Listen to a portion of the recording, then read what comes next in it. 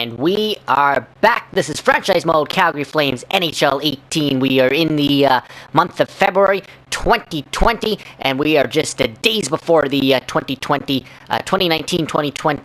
NHL trade deadline. So welcome to episode 32. Yes, that is right. As I mentioned, we are just up against the trade deadline, and we are in pursuit of our second straight trip to the Stanley Cup Finals, and our franchise's second Stanley Cup, and first since 1989. So welcome to episode 32. We are back, as you can see in episode 31. If you watched episode 31, it was a bit of a shaky episode. We did get through 2 months. We got through the month of January and the month of February. January was, we were coming off December, in which we went 9-2-2, and then in January, we did okay. We went 6-4-1. We would have liked to have obviously done a little bit better there in the month of January, but it was February where we really were hurt. We really got bit hard as we went 3-8-1. 3-8-1, including dropping our last 4 straight here to the Kings, Oilers, Predators, and Sharks. Actually dropping 4, 5, 6 of our last 7 games. Starting for the Montreal game, we dropped 6 of 7 games, only winning the St. Louis game there. So that's what really hurt us in the standings. Because of it, we went from tied for first in our division with the Edmonton Oilers, and I believe we are now sitting 4th in our division, 3rd. We are sitting 3rd by 1 point. You can see Arizona on us. They're 70, we are 71, Edmonton 75, and Vancouver eclipses everybody, gets up to 79. So we're actually 8 points back of the divisional lead. At one point we were top of our division. And then the other thing is a lot of the other divisions have taken off as well. The Central's a little bit weak, but in the East, you can see there are some good teams there in the East. Tampa has once again regained control, I believe, of the NHL. Philadelphia, is atop the NHL. But a lot of the East teams are starting to even eclipse us now as we sit at 71. And you can see teams there in the East, even Boston ahead of us, Buffalo, Florida, Tampa, and then Washington, Philly, and Columbus, New York, and even Carolina by 1 point is ahead of us. So a lot of teams in the East. Our division was the best division up until about the halfway point of the season, and then the 2 Eastern divisions in the Metropolitan and the Atlantic have taken over. The Central Division is the weakest division, but still, we would like to not only be atop of our division, but we want to be atop of the NHL. Like I said in the previous episodes, there's no reason the Calgary Flames can't be competing for a President's Trophy. So anyways, that is what the situation was in the last episode. It was not a very good episode for us at all. Like I said, to go, 3-8-1 there in February.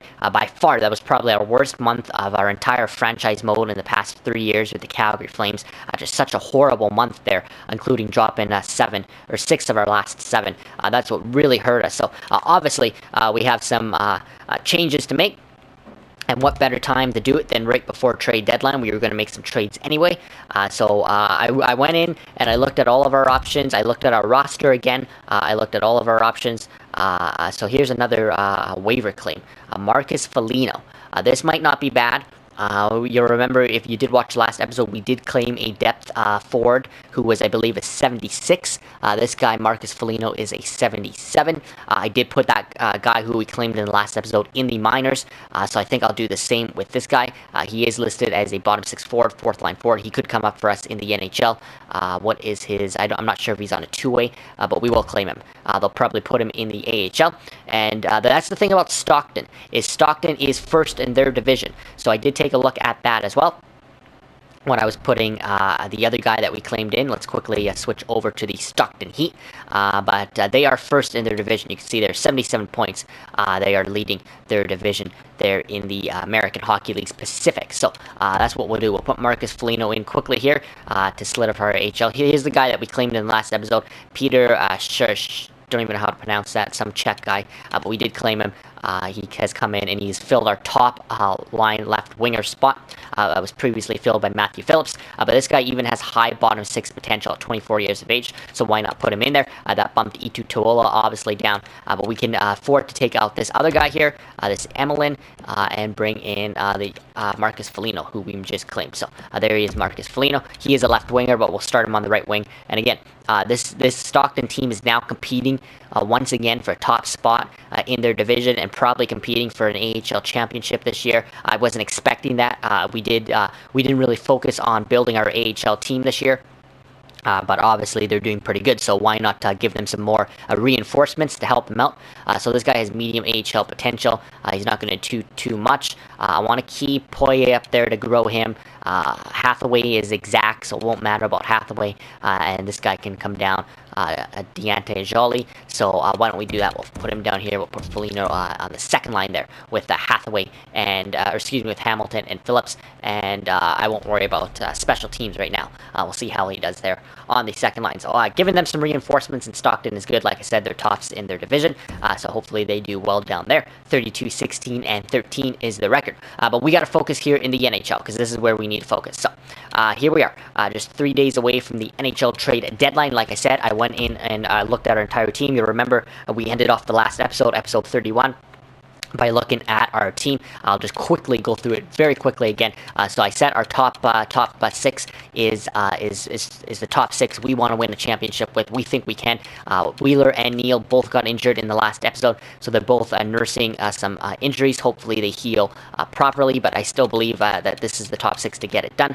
We've got a very solid and heavy top six, but it's down here that's really hurt us, specifically on this fourth line. Again, we're going to quickly look at it. Andrew Mangiapane has really struggled this year, minus 16, as has Cedric Parquet, minus 14 with just 5 points, and Christopher Stieg as well, the veteran, minus 12 through however many games he's played. So this fourth line's really struggled.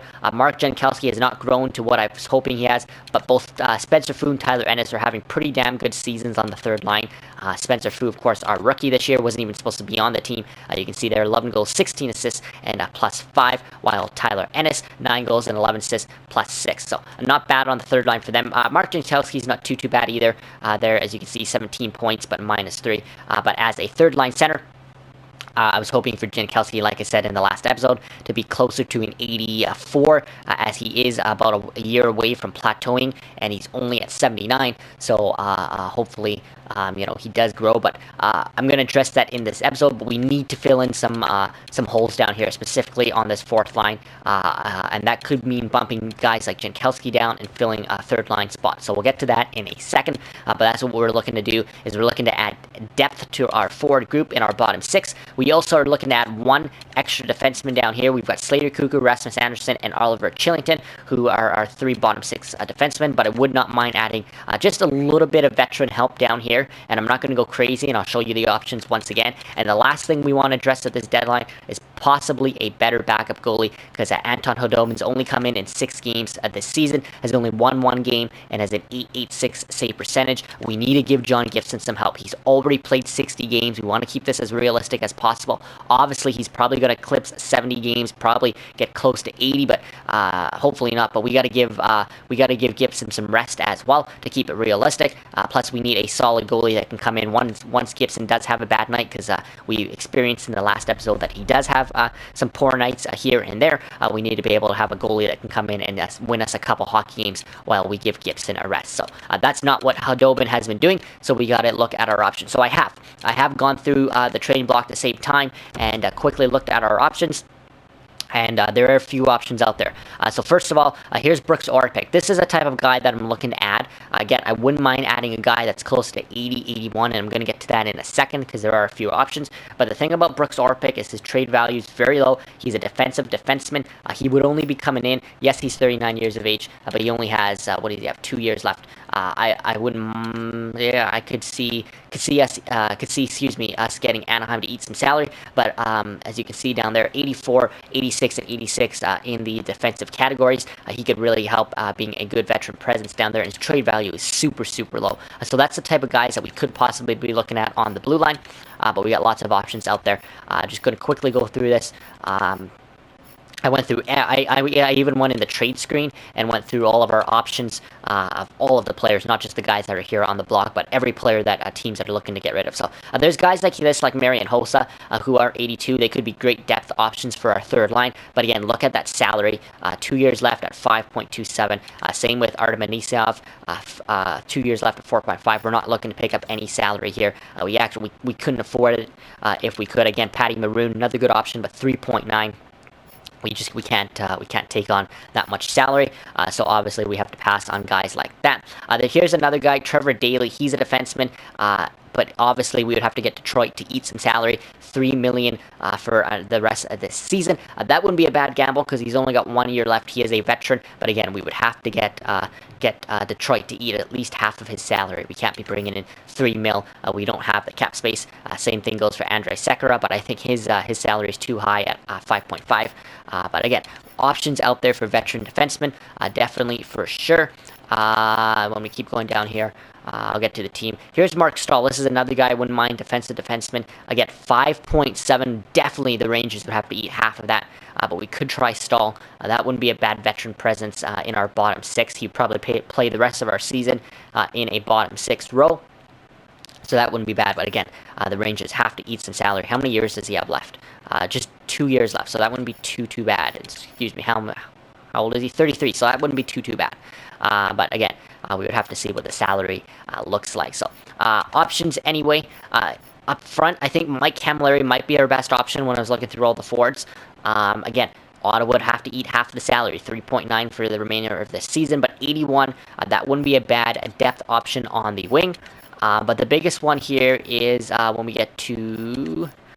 where are they? So there's a couple more teams here. Vancouver, Vegas. So Vegas has quite a few players on the block. Not looking at Garrison, not looking at McNabb. It was actually Eric Holla who is on here. So he's not on their block, but he is a player that they're looking to get rid of. So we will enter from the other screen. But I think Eric Holla is going to make the most sense for us, because you remember me talking there about Mark Jankowski. I think our best option right now is to bring in another centerman. So we obviously have Tavares Monahan down the middle. That's what I just clicked on. We obviously have Monahan Tavares down the middle, and then Jankowski at 79. But there is Eric Holla, who is an option for us. His trade value is pretty low. I believe he's an 82. So let's go to Vegas right here.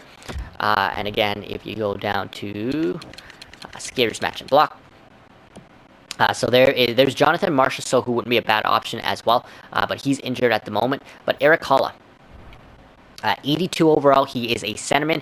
He is exact at 28 years of age, but he's listed as a third-line scorer and obviously as a centerman. But look at his stats there. 17 goals, 22 assists. He might be one of the most underrated third-line centermen right now in the NHL. He's almost hit the 20-goal plateau. He's almost hit the 40-point plateau. And we're talking, we're only in February here. +9, that's pretty damn good. Again, he's only got 1 year left at 275. That's not bad. I think we're going to go after this guy first and foremost. Even if he's the only thing we do to our forwards, this would still be a huge upgrade, because it would bump down Mark Jankowski, bump out Cedric Parquet, who's just had an awful year, put in Jankowski on the fourth line, put in Eric Holla to help stabilize the third line, and suddenly our top six is already looking that much better. So I think this is the first guy we're going to go after. Again, I think this is our best option. I went through every team and all the players that they were looking to give away, and I think Holla is the best option offensively. And then after this, I still wouldn't mind adding another forward, again, possibly like a Mike Camilleri, if it's right in terms of salary. But I think Eric Holla is the first thing we need to do. And then if we end up adding a depth defenseman and a backup goalie, then that would be a huge add for us as well. But I think this is the biggest and most important thing we need to do right now, is stabilize our bottom six. So in terms of players that they want, they are interested in Gabriel Jones. So we could use him as a trading chip, but we do have a lot of draft picks that we can send the other way. I'm just trying to look here, because we need to send some salary the other way, I believe. But let's go to draft picks here. So we do have a first to dangle, but I think we could probably get Holla for less. We could probably send our third. We'd have to send a little bit more. We could probably send... Oh, don't forget, we have a lot of trading chips here. We could probably send our third and our fourth, because we have tons of third and fourths. That would probably be pretty damn close. So let's try that right now. Holla for a third and a fourth. It's rejected. It's obviously filling their needs, but it's not being compared to what they need to be giving up. So... just trying to think here. Why don't we, instead of sending our fourth, why don't we try sending Gabriel Jones? Because a lot of teams have been interested in Gabriel Jones. I know he doesn't have a lot of value, but we can try definitely sending Gabriel Jones and a third. Again, that's not going to work, so I wonder if we have to put in that fourth. They are asking for quite a bit for a third line Semin, who's only got 1 year left, but a third, a fourth, and Gabriel Jones would really solidify our bottom 6 for Erik Haula. So let's see if this gets it done, and it's still rejected. It's still not being asked at where they need to give up. So, I don't want to go too much more than this. I wonder if we go, because we do have lots of thirds to tangle. Man, I wonder if we go 2/3. So take that. Let's try taking out Gabriel Jones. Let's just try going 2/3. We would still have a third round pick because we have 3/3 at the moment. So we'll give our third and Nashville's third for Erik Haula, and we'll just go through. Still rejected. Are you kidding me? All right, let's take a look here. I mean, if we really want, we could push in a fourth, sixth even. Let's try putting in a sixth, see if that will do anything. A sixth and 2/3 for Erik Haula, and it's still being rejected. So we're really gonna have to push it here. Okay, we'll try that fourth then. We'll try our fourth. 2/3, a fourth. Let's see if that gets it done. And it will. So obviously we have to make some roster moves. So Oliver Chillington will have to be sent down. Now you remember 1 year ago, this is where we went and got Rick Nash, but we did it right on the deadline, and we got bit by that glitch. EA Sports is a glitch on trade deadline day. This is why I do all of my trades before trade deadline day, because you're not able to call up players. It basically, the glitch was that we had traded for Rick Nash, but they automatically sent him to the AHL because they did automatic roster moves, and we couldn't call him back up because he would get claimed on waivers or something like that, and so it was pretty stupid. We couldn't put him right into the NHL. So anyways, this is why we try and avoid that. Right now it's going to send Oliver Chillington down to the American Hockey League, which is okay, because he wasn't getting much playing time anyway, and Erik Haula does come in. That does put us up right against the cap here. If we go now into our trade options, we only have up 742K to work with now that we brought in Erik Haula, but again, we can look at options of maybe trading out different players. So, I don't know how far we're going to get in terms of simming in this episode, because I really do want to focus here on the trade deadline. But let's now take a look at our lines here with Erik Haula coming into the lineup. So again, this now allows us to bump Mark Jankowski down to fourth line, take out Cedric Parquet, who has not been too good this year, bring in Erik Haula. 82 overall. Suddenly our bottom 6 is looking so much better. Our center position is looking really deep now. Much deeper than it was. Erik Haula is a huge add down there. Playmaker, center, like I said, but again, his stats are just unbelievable. 17 goals, 22 assists. He's almost at the 40-point plateau. And that is, what is he at, 39? Yeah, 39 points. So, I mean, 39 points in 60 games is not bad. +9. For a bottom 6 forward, that's really good. And again, Spencer Fu and Tyler Ennis have been having pretty good seasons as well.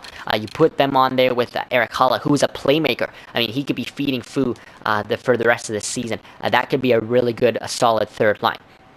So now we just need to continue to address down here. We got guys in the 79s. In terms of salary cap, we now we would have to free up salary cap. When we look at some of our guys down here, there is Andrew Mangiapane, 925K, Mark Jankowski, but there is Chris Versteeg, 1.4 million, and Cedric Parquet is also making. Let's go to Cedric Parquet here. We also have Derek Roy, who we have as an option as well, but Cedric Parquet is making 945K. Where's Derek Roy? Why is he not? Let's go scratch players here. So they sent Derek Roy. Okay, they kept Oliver Chillington then. They sent Derek Roy to the American Hockey League, which again is fine because we don't need, now that we have Cedric Parquet as our 5th centerman, we don't need a 6th centerman in Derek Roy. So that is fine with me. So that's okay. But I think the biggest thing here is Chris Versteeg is making 1.4 million. He has had a pretty poor year. Again, he is listed as a third-line forward still, but again, -12, only 9 points through 55 games. You know, it's not the best out of Versteeg. I wonder if we move on from Chris Versteeg. Trade away is 1.4. That could give us an option to bring in another depth forward here, or even a depth defenseman. So let's go back to the trade screen here. And let's see if we can maybe get rid of Chris Versteeg, as much as it sucks, because Versteeg has been a great player for us for many years. Good local Lethbridge native, but I think it's time to move on from Chris Versteeg. We need the help right now, and Versteeg is a player that we can afford to get rid of. So let's see if there's any teams. There are teams interested in Chris Versteeg. I'm just trying to think here. Was there teams that who did we want to go after? So. Because we could use them as a trade chip. So let's try Ottawa and see if Mike Camilleri was an option. So they don't want Chris Versteeg. So that's not going to work. So because again, I thought maybe we could get Camilleri. Who were we looking at for defensemen then? I'm just trying to think here. So let's just go to all players match your block again. I didn't want to do this in this episode because I wanted to save time, but I want to make this the right choice. So there's Sami Vatanen.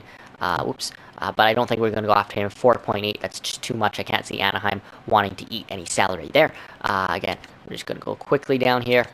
So we're looking for a depth defenseman. I think right now over a depth forward because we did bring in Eric Holla. So I don't think, I think we can focus a little bit more on a depth defenseman. Again, a veteran that can come in and help. I wonder if we do go after a guy like we saw. We can try Trevor Daley if they eat his salary. But they don't want Versteeg. Shit. Let's see if they'll be willing anyway to eat his salary. So they're going to have to eat at least half of it because he's making about $3 million. I'm going to need them to eat 50%, so 1.45. We'll take Versteeg off here and see if they're interested in any draft picks. They are interested in Slater Cuckoo, but that's not going to do too much. Let's go draft picks here. They're only interested in the St. Louis first. Obviously, that would be way more than we're expected to give up, so that's not going to work. So let's go back here. Skaters match and block. So let's just keep going here. Sekera, again, I don't want his salary. That's too much. Jake Muzzin, too much, $4 million. He is an 85, but I don't want to eat that salary. We really got to work with the cap here.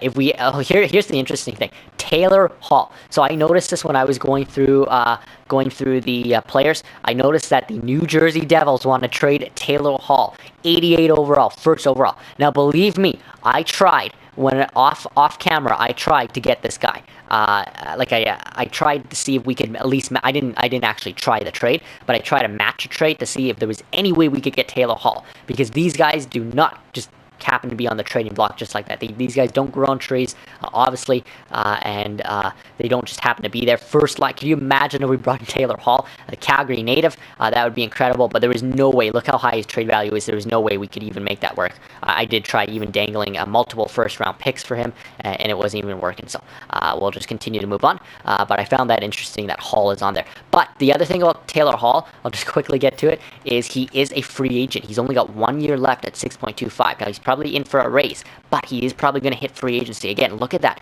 23 goals, 39 assists. I mean, that is incredible. Already at the 62-point plateau in 62 games. I mean, if we could bring this guy in free agency, that would be massive, but it will probably be in free agency, and he'll probably be asking for quite a bit. But again, maybe we move on from a guy like Mark Giordano, and maybe we can bring in a guy like Taylor Hall, so that would be interesting. But anyways, let's continue to move on here. As we continue to look at the other options down here.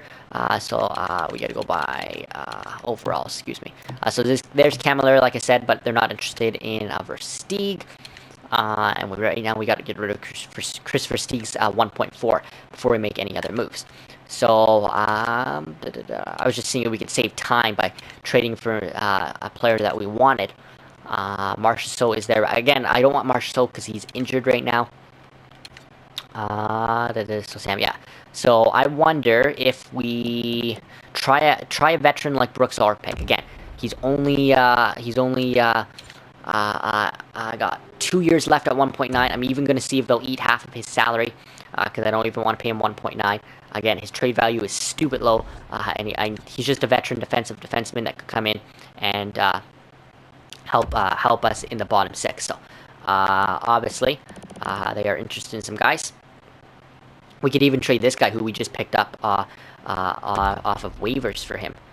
You know what? That might actually not be bad. This Peter Sherrill, whatever, and he is making a 1.5 mil. So I mean, this would work.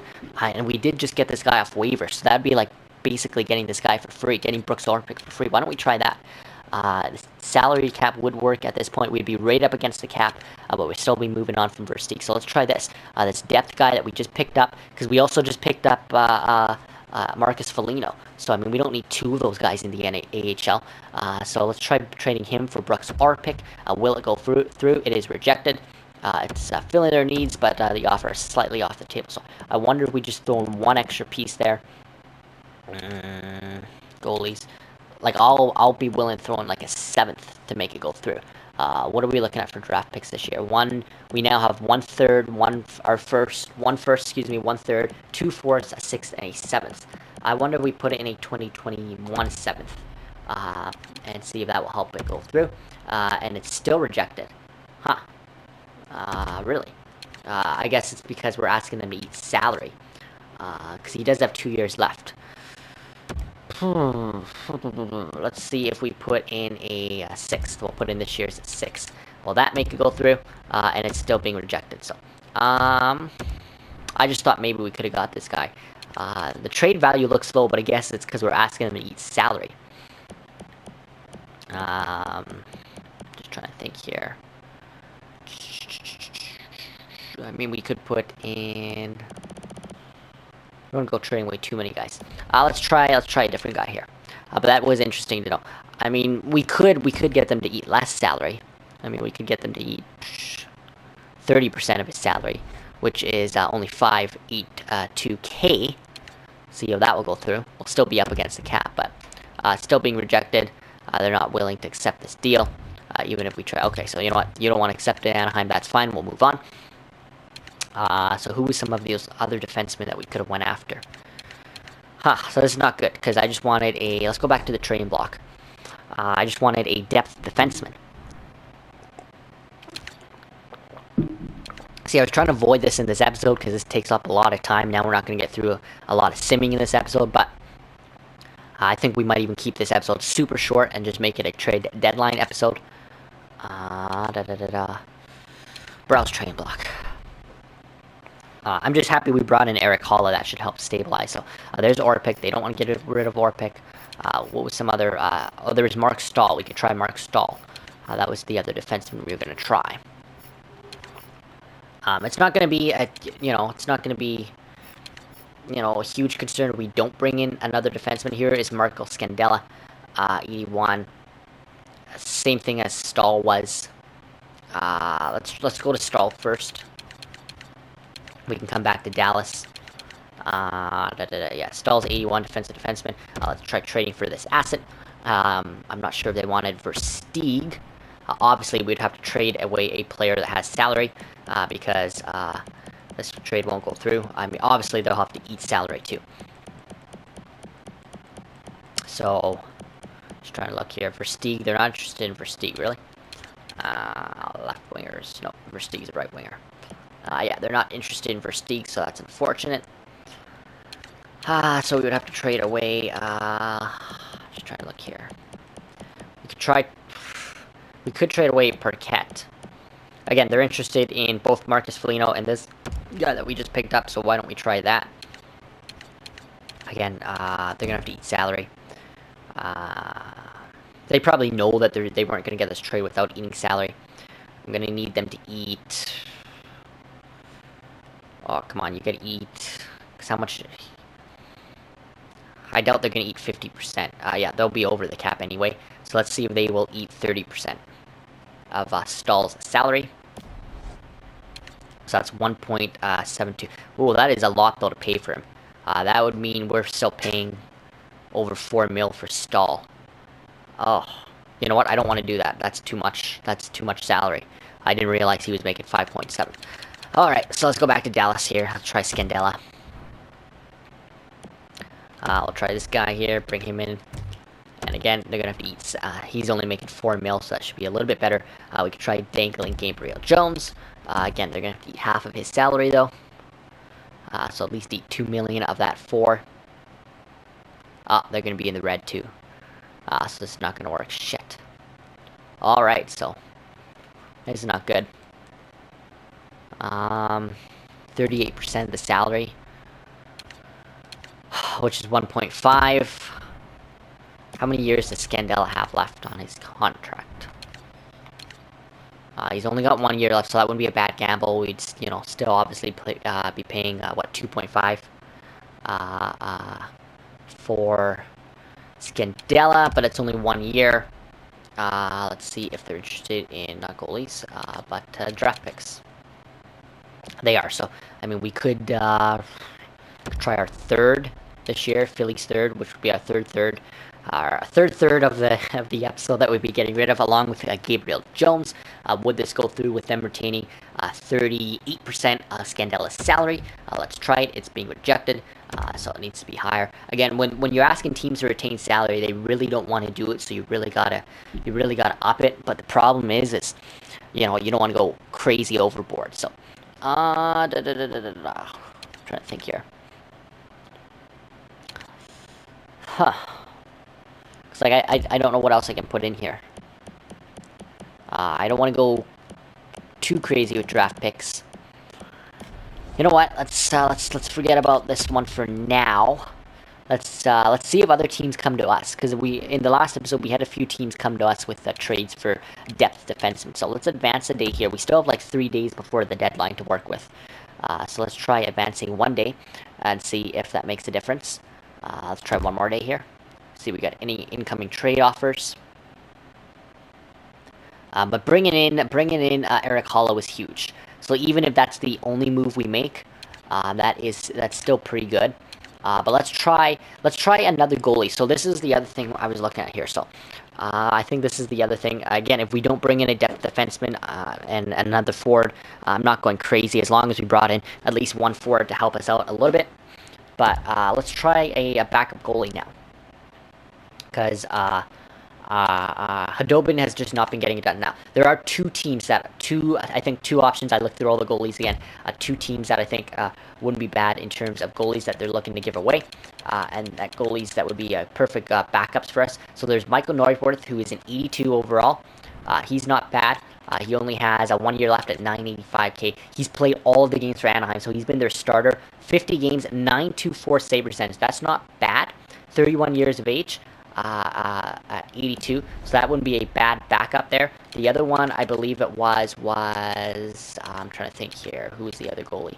Was it Dallas? I think it was. Yeah, it was. It was Philip Grubauer. So he's a 33.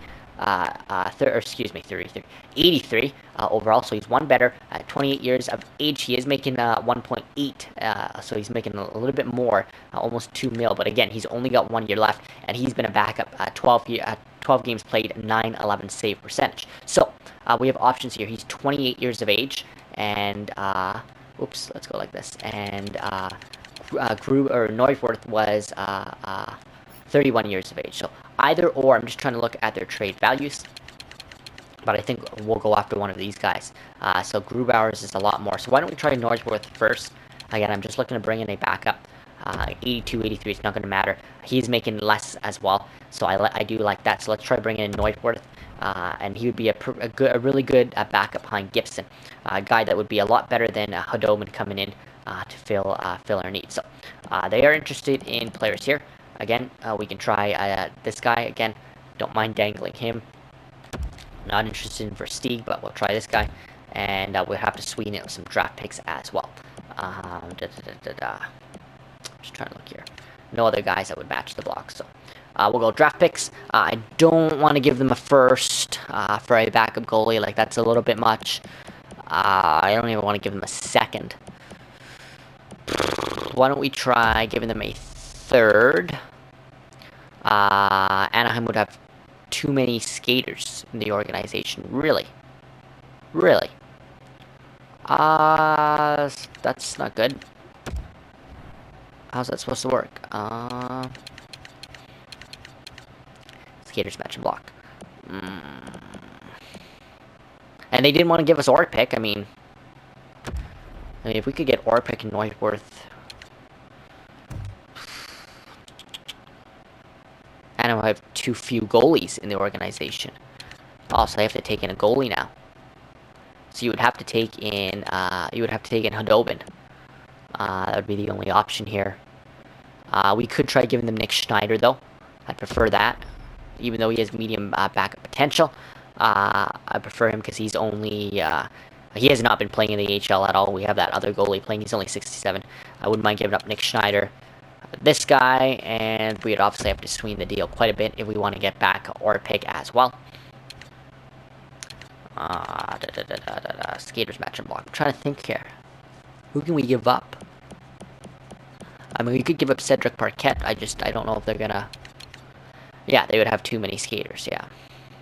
Anaheim's in a weird position with a number of players. So we'll take out Parquet. I mean, this would work, but the trade value is just way too low. It would have to be a draft pick. I mean, they want this first, but I'm not giving away the first for Nordworth and Orpik. I have to give these two players in the trade. So there's something else we could get out of Anaheim. I mean, if we give up a first, could we get their second back? We could. This would be a pretty big trade. Is there any other players we could get back? Let's just go here. Instead of a second, because I don't really want pick. I mean, we could try Vatanen instead of Orpik, but I don't want to take on Vatanen's salary. He's an offensive defenseman too. I don't think we need another one of those. 83 overall. He's only got 1 year remaining, but that's almost 5 mil. I don't think that would work in terms of cap space. Maxime Comtois, he's a prospect. We don't need prospects right now. Let's just take a look at here at all skaters. Is there somebody else we could bring in terms of a depth forward?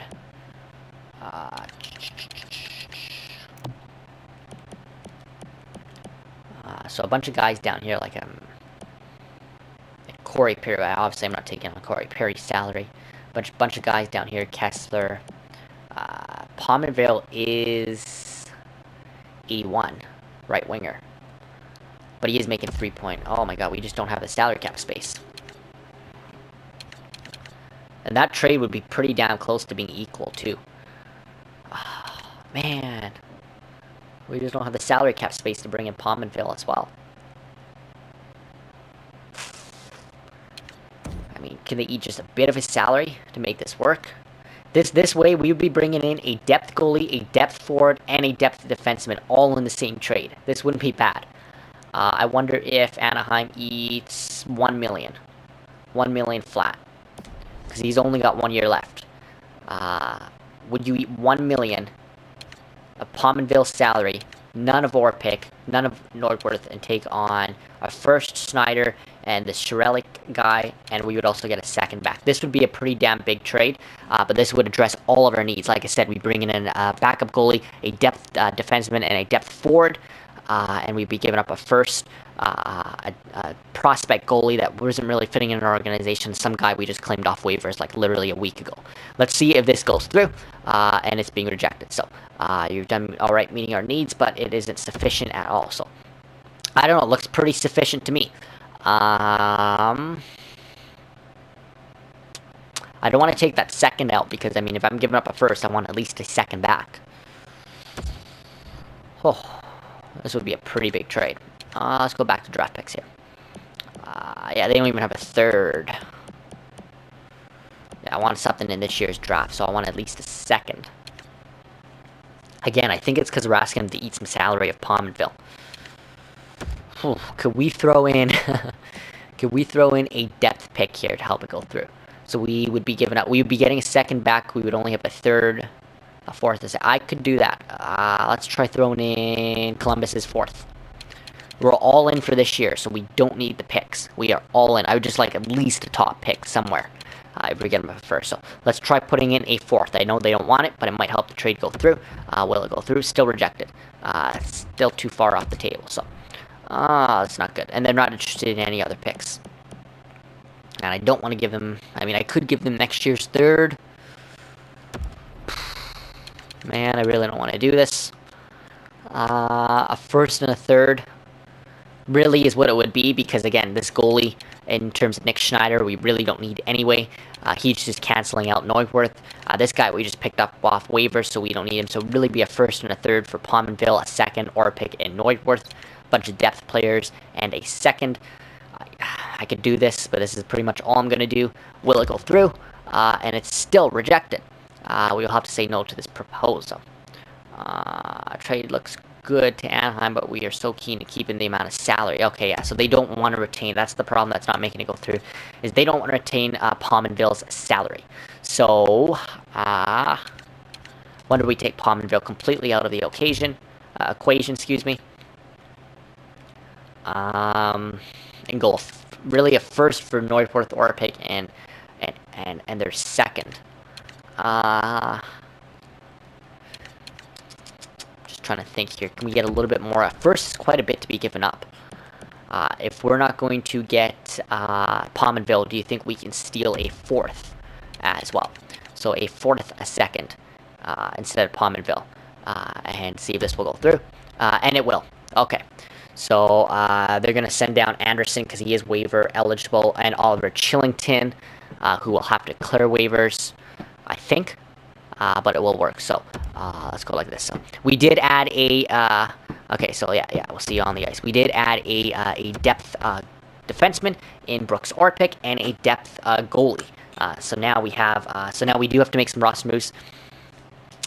We don't end up adding another forward, so I think we keep Chris Versteeg just because we don't add another forward. But we do give away our first as well. So I'm just trying to take a look here. Who do we have to send down?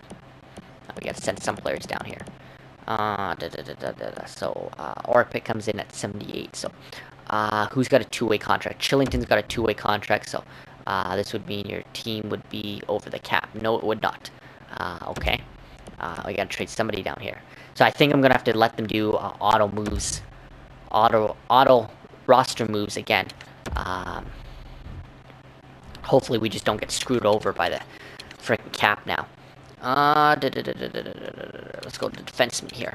Okay, so they sent down Rasmus Anderson. That's what they did. I see. Okay.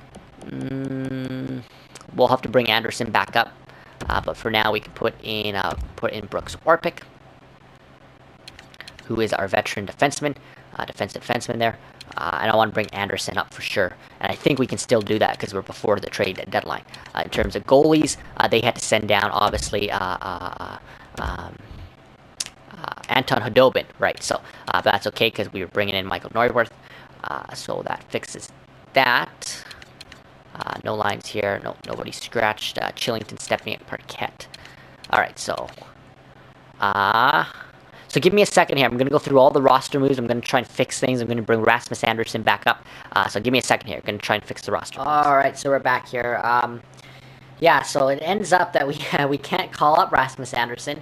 Even tried trading away Chris Versteeg. So I'll show you that quickly here. I did trade away Chris Versteeg. I traded him to the Columbus Blue Jackets because I thought that if we traded him away there, I got us back a third-round pick in 2021, which wasn't bad for Chris Versteeg, who was a fourth liner. But I thought maybe if we traded him away, that would free up his $1.4 million. Turns out it did, but it's still not enough to call up Rasmus Anderson. So I tried everything. We can't get Anderson back right now. So that is, unfortunately, just the way it's going to be. But you can see, look there at the trades that we made here in this episode. Bringing in Eric Holla, and then Neuwirth and Orpik. And then, obviously, got a third-round pick back for Versteeg. So that sucks because we can't bring up Rasmus Anderson. But we do free up salary space by getting rid of Chris Versteeg.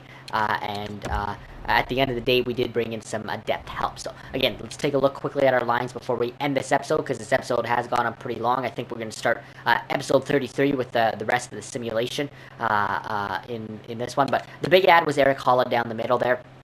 That's huge. That bumps down Jankowski down there. Keeps Ennis and Fu intact. Stepniak will come in and fill in for Chris Versteeg now, along with Andrew Mangiapane. We still have Cedric Parkett and Derek Roy, who can fit into the lineups as well. When it comes to our defense, like I said, we lost Rasmus Anderson down here, where Brooks Orpik is. But it's okay. We're bringing in a defenseman, a defensive defenseman, excuse me. A little bit of veteran presence to help us out here. Pair him along Slater Cuckoo, but we also have Oliver Chillington up here. We can't bring up... I wanted Anderson instead of Chillington as our extra defenseman, but unfortunately, because Chillington is making less, that is why Anderson is down in the minors. But as soon as there is an injury, if there is an injury to our defensive core, Anderson will be called up, of course, and hopefully we can then work with the cap then.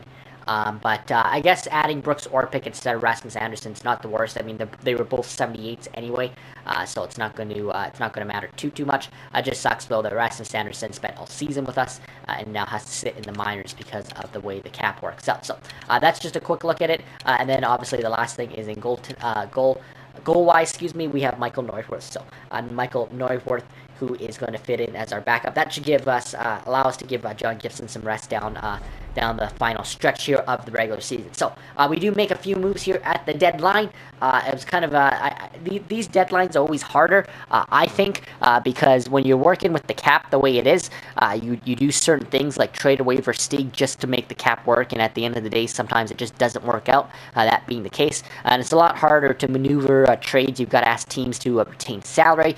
So when you're right up against the cap, I find those are actually the hardest deadlines. Like, we didn't make any major moves. The biggest player we brought in was Eric Holla, so we didn't make like blockbuster trades, but I would have to say this was probably one of the hardest trade deadlines to work with, because you're working around the cap situation with multiple teams. Obviously teams can't be over the cap. You can't be over the cap. They can't be over so many roster players. So definitely a hard trade deadline. It definitely took a while, a lot longer than I was hoping. That's why we didn't get to any simming this episode, but it is what it is. So why don't we finish this episode by getting right through the trade deadline then, because that is our team. So let's just sim up day by day here and see if there's any last incoming offers from any other teams right up to trade deadline. But I think we're done for the deadline.